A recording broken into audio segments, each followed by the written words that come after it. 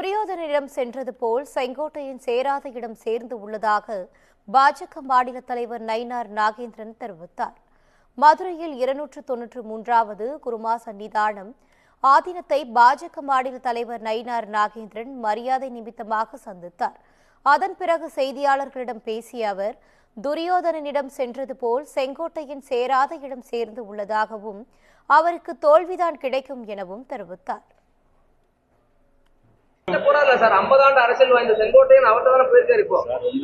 சில இடங்கள்ல துரியோதனன் என்ன பண்ணிட்டு இருந்தாங்க, சேராத இடந்தனில் சேர்ந்தா என்ன நடக்கும்? தோல்விதான் நடக்கும். அதனால நீங்க இன்னைக்கு எழுதி வச்சுக்கிடுங்க, உறுதியா தேசிய ஜனநாயக கூட்டணி ஆட்சி. இன்னும் தேர்தலுக்கு பல நாள் பல வருஷம் ஒன்றும் இல்லை. தொடர்ந்து என்ன பிரச்சனை வந்தாலும் எடப்பாடி பழனிசாமி தலைமையில்தான் தேர்தலை சந்திப்போம் எனவும் அதில் உறுதியாக இருப்பதாகவும் அவர் திட்டவட்டமாக கூறினார். அந்த எடப்பாடி வேணா இந்த மாதிரி பிரச்சனைகள் இருக்குன்னு நீங்க தலைமைக்கு முன்னிட்டு செல்வீங்களா?